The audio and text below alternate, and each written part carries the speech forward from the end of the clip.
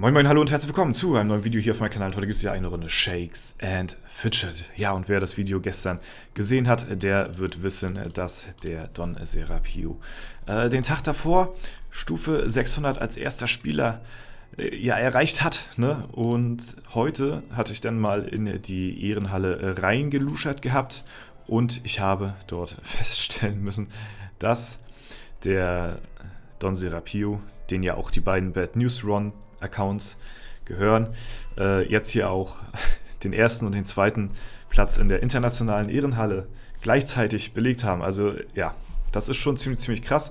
Ist schon des Öfteren mal passiert, dass die beiden Bad News Run Accounts auf Platz 1 und 2 stehen. Ja, Strider macht den Ganzen immer nochmal so einen kleinen Strich zwischen die Rechnungen so, ne?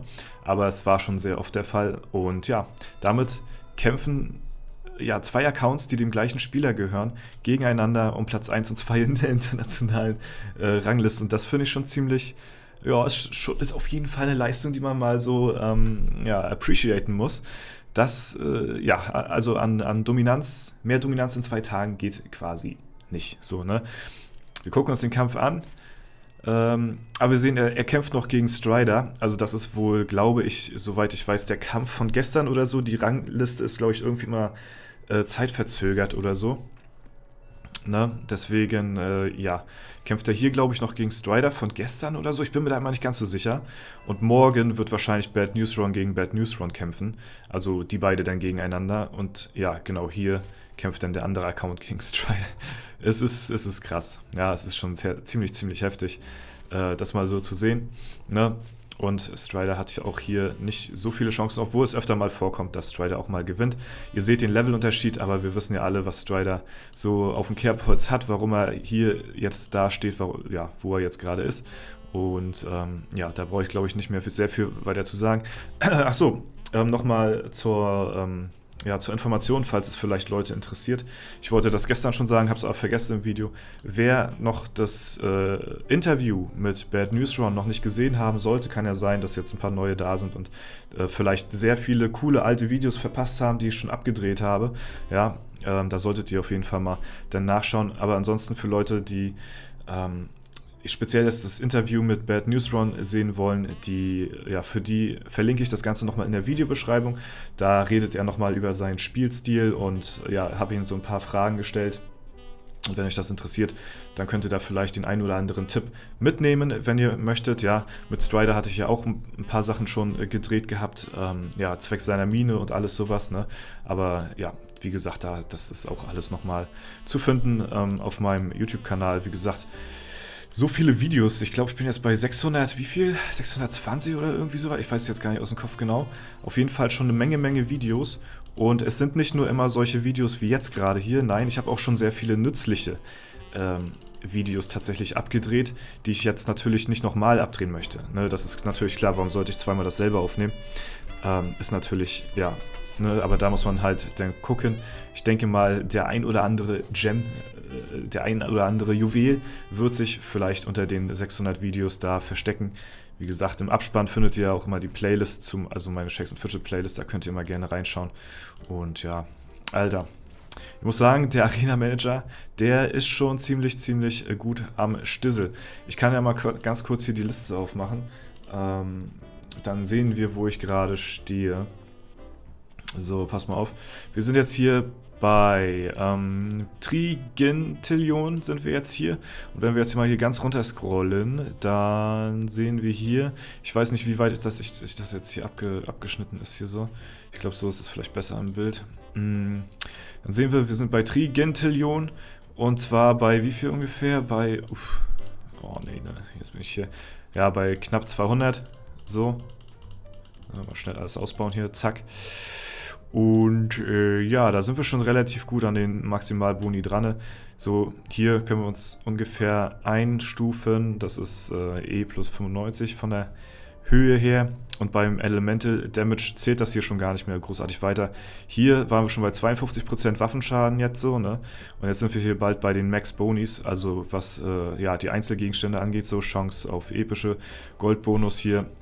Ja, Single Resistance wurde hier nicht weitergeführt, das ist wahrscheinlich nachher zu ungenau. Hitpoints hat man nachher ab Untri, Gintillion, 15% auf ein Item. Also wir sind hier schon ziemlich krass am Ende und hier unten sehen wir schon All Values Max at this point.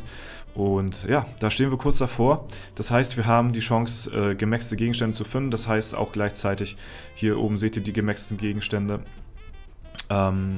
Ja, aber für mich halt das Wichtigste, der Waffenschaden hier, der Elemental Damage, dass ich da die 60% mal irgendwann auf eine Waffe drauf kriege, ne, das ist mir halt relativ wichtig, vor allen Dingen, weil ich halt, wie gesagt, darauf hoffe und auch poche, ja, dass ich beim nächsten Legendary Dungeon Run auch eine legendäre Waffe bekomme, wenn der legendäre Dungeon wieder geöffnet hat. Ist natürlich eine Frage der Zeit, bis es das nächste Mal passiert.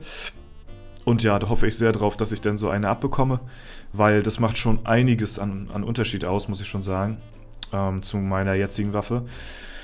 Jo, und deswegen, da will man natürlich auch eine schöne Rune drauf haben, ne? Das ist natürlich ganz selbstverständlich, ne? Eine ganz, ganz klare Sache. So, und wenn wenn nächstes Mal wieder ein Legendary Dungeon offen sein sollte und ich zufällig Zeit habe, da könnte man auch wahrscheinlich wieder den ein oder anderen Run live ja, im Livestream machen, sozusagen. Ne, da habe ich auf jeden Fall Bock drauf. Das möchte ich auch demnächst öfter machen. Wenn solche temporären Events sind, dann möchte ich die ganz gerne immer so live übertragen. Das macht auf jeden Fall sehr viel mehr Spaß, als nur Videos davon zu drehen, vor allen Dingen von den Legendary Dungeon Runs. Das ist halt eine etwas langwierigere Sache und ist natürlich in so einem Kurzvideo etwas schlechter unterzubringen. Deswegen ja, bietet sich da so ein Format wie ein Livestream doch quasi geradezu an, würde ich mal jetzt mal an der Stelle einfach so behaupten, oder? Ne? Und ja, da bin ich auf jeden Fall gehypt drauf. Ich hoffe nur, dass ich dann da auch Zeit habe, ja. Und dann müssen wir mal gucken. Ich hatte sogar mit den Gedanken gespielt gehabt, darauf dürft ihr mich aber nicht festnageln. Eines Tages vielleicht mal, wenn es soweit ist, einen 24-Stunden-Stream von dem Legendary Dungeon zu machen. Einfach nur, wie ich da durchbrettere. Aber ja, das ist so ein bisschen Hirngespinst. Ich weiß nicht, ob ich das wirklich machen möchte. Aber tendenziell würde mich das schon reizen, muss ich sagen. Ne? Also wer kann von sich mal behaupten, 24 Stunden Shakes and Fidget Stream zu machen? Ne? Aber das müsste dann auch, wie gesagt, das muss dann groß angekündigt werden und alles. Und ja, eigentlich wollte ich einen 24-Stunden-Stream auch, um das nochmal festzuhalten, wollte ich eigentlich erst machen, wenn ich die 10.000 Abonnenten mal eines Tages erreichen sollte. Das hatte ich ja schon vor längerer Zeit mal gesagt. Wenn es soweit sein sollte, dann würde ich auch einen 24-Stunden-SF-Stream machen bei 10.000 Abonnenten. Ja, das hatte ich ja euch schon vor längerer Zeit versprochen gehabt und ja, aber das würde ich dann in Zusammenkunft nur machen, wenn es denn diesen Legendary Dungeon gibt, weil was willst du 24 Stunden in Shakes and Fidget so weitermachen? Ne, das ist natürlich klar. Gut, man muss natürlich auch schauen, es könnte sein, dass beim nächsten Patch oder beim nächsten Update, wenn der Legendary Dungeon draußen ist, dass sie das ein bisschen genervt haben, weil das haben sich ja viele gewünscht und ich hatte es ja auch angeprangert, dass ich es nicht in Ordnung finde, dass man unendlich oft diese Dungeon Runs machen kann, weil sich da halt Leute, die halt zu viel Geld haben, sich einen zu krassen Abstand zu den anderen dadurch erarbeiten oder erpilzen. Und ja, das ist natürlich eine Sache, da müsste man vielleicht ein bisschen entgegenwirken. So ist natürlich dann für mich wiederum schlecht, wenn ich einen 24-Stunden-Stream machen will, weil dann wäre natürlich nice, wenn man sowas 24 Stunden machen kann. Ne? Ist ganz klar. Aber generell wünsche ich mir eigentlich eher, dass, ja, dass das Ganze ein bisschen gebalanced wird und Leute eben nicht Tag und Nacht durch diesen Legendary Dungeon durchgrinden können. So, auf der einen Seite ist es zwar cool irgendwie, mal so zu sehen, dass Leute so richtig tryharden und reingehen mal in die Materie hier, ne? Und alles aus dem Spiel rausholen. Aber auf der anderen Seite ist es auch ein bisschen erschreckend, muss ich sagen. Ne? Deswegen ist es immer, also das ist immer so ein bisschen so ein zweischneidiges Schwert bei Shakes and Fidget. Es ist immer cool, neue Updates so zu sehen und zu gucken, ja, wie das ankommt bei den Leuten und wie ihnen das gefällt und wie verrückt manche Leute sind, weil es ist natürlich auch für das Spiel positiv, wenn die Leute dann auch dementsprechend gut reinpilzen, ne? Weil dadurch wird das Spiel natürlich noch länger am Leben erhalten und man kann noch mehr coole Features in das Spiel bauen, ne? Umso mehr Budget dann halt auch da ist, so, ne? Dann kann man sich halt auch so einen Synchronsprecher wie Sky Dumont halt auch mal leisten, ne? Und auf der anderen Seite ist es halt wiederum nicht so cool zu sehen, dass das Spiel halt noch mehr Pay-to-Win wird und ja, die Leute noch mehr versucht werden, ja, eben noch mehr in das Game reinzucashen, um halt oben mitzuspielen, um halt alles zu vervollständigen, um sich alle Gegenstände zu sichern, etc. pp. Und deswegen ist es auf jeden Fall, wie gesagt, ein zweischneidiges Schwert und muss man auf jeden Fall ja, mit einem lachenden und einem weinenden Auge betrachten, das Ganze, um das mal hier so ein bisschen philosophisch festzuhalten. Ja. Gut, wir machen nochmal einen Try gegen Smudo. Mal gucken, ob ich den gewinne. Den vorhin habe ich gewonnen. Ich muss sagen, momentan ist es 50-50. Gestern Abend sogar ein bisschen besser für mich, prozentual gesehen. Können wir in die Kämpfe reinschauen hier, so. Ja, mal gucken, was habe ich denn hier? Ja, ein paar habe ich gewonnen. Ja, 50-50, lass das 50-50 sein. Auf jeden Fall kann ich halt relativ weit oben hier mitspielen, das ist ganz cool. Bin jetzt hier schon bei 920, habe mich jetzt schon 5000 Ehre von Papa Duff jetzt schon abgesetzt und bin jetzt dabei, die großen Fische hier im Teich anzugreifen, hier oben, ne? Und ja, momentan carry ich mich halt ein bisschen an Smudo. Der carryt sich aber auch an den anderen immer wieder hoch. Also immer, wenn ich ihn abgefarmt habe, ein bisschen an Ehre abgefarmt habe, dann ist er nächsten Tag schon wieder gleich auf. Also von daher stört ihn das, glaube ich, nicht so doll, weil er die anderen da oben wohl auch relativ gut einfach besiegen kann. Was wiederum auch gut für mich ist, weil dann könnte ich wahrscheinlich die oben auch einigermaßen besiegen. So, ne? Ich bin gespannt, wenn ich da oben angekommen bin mal. Aber ja, kommt Zeit, kommt Rat. Gut, das soll es soweit gewesen sein. Ich hoffe, es hat euch gefallen. Falls der Fall sein sollte, lasst gerne Bewertung und Kommentar dazu da. Ansonsten wünsche ich euch noch einen super schönen Tag. Vielen Dank fürs Zuschauen. Haut rein und bis zum nächsten Mal.